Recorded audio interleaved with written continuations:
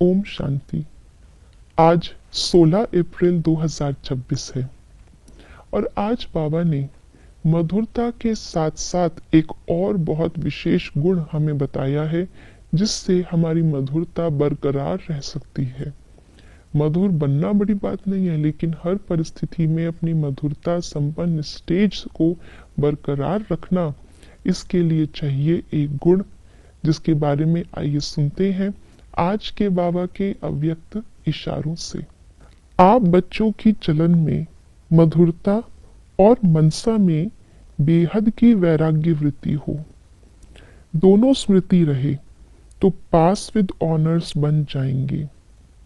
मधुरता और नम्रता, इन दो धारणाओं से सदा विश्व कल्याणकारी महादानी वरदानी बन जाएंगे और सहज ही स्नेह का सबूत दे सकेंगे। आज बाबा ने कहा है, चलन में मधुरता और मनसा में बेहद की वैराग्य वृत्ति। बेहद की वैराग्य वृत्ति का मधुरता के साथ क्या कनेक्शन है? वैराग्य वृत्ति उसको कहा जाता है जब हमें कोई भी चीज अपनी ओर आकर्षित नहीं कर सकती, ना अच्छी ना बुरी।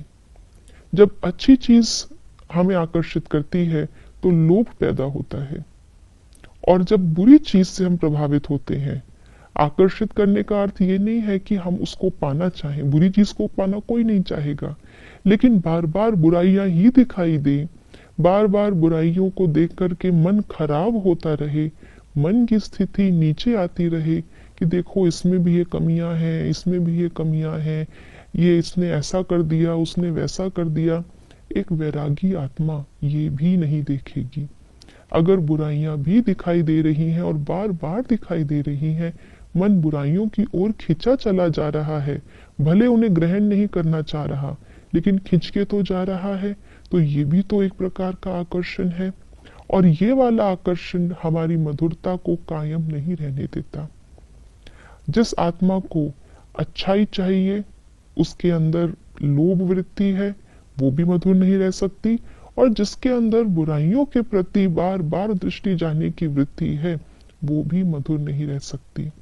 इसलिए चलन में अगर मधुरता चाहिए तो मनसा में अच्छाई और बुराई दोनों से ही न्यारी अवस्था चाहिए, और दोनों से न्यारी अवस्था तब बन पाएगी जब हम परमात्मा शिव बाबा को हमेशा याद रखेंगे, क्योंकि अच्छाई को अच्छाई देने वाला भी वो है और बुराई को अच्छाई में परिवर्तन करने वाला भी वो है।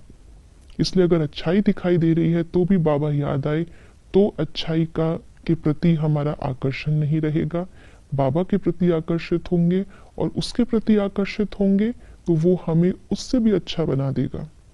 और अगर बुराई दिखाई दे रही है तो भी बाबा याद आए, जो उस बुराई को अच्छाई में परिवर्तन करने के लिए ही संसार में आया है, तो बुराई को देख करके मन बुराई में फंसेगा नहीं, लेकिन उसको अच्छाई में परिवर्तन करने में बाबा का सहयोगी बनेगा, सेवाधारी बनेगा।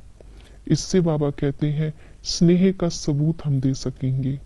दो बातों में स्नेह, पहला तो बाबा से स्नेह कि जो भी आंखों से देख रहे हैं याद बाबा ही आ रहा है, और दूसरा आपस में हर आत्मा के साथ आत्मिक स्नेह। किसी के अंदर अच्छाई देख करके हम ईर्ष्या में नहीं आ रहे, ये भी स्नेह का सबूत है। अपना जो होता है, जब वो अच्छा होता है, कोई उसकी तारीफ करता है तो हमें गर्व महसूस होता है, ईर्ष्या नहीं। और दूसरा, जब कोई गलत करता है और वो अपना होता है तो उसकी बुराई को हम फैलाते नहीं, उसकी बुराई से हम या उस व्यक्ति से हम घृणा नहीं करते, स्नेह का सबूत देते हैं, उसकी बुराई को भी अच्छाई में परिवर्तन करने के लिए अपनी शक्ति का सहयोग देते हैं, तो ये भी स्नेह का सबूत देना हुआ। तो वैराग्य एक बहुत गहरी धारणा है, जिस धारणा से हम बाबा को और अनेक आत्माओं को अपना स्नेह का सबूत भी दे सकते हैं और अपनी मधुरता संपन्न व्यवहार को बरकरार भी रख सकते हैं। ओम शांति।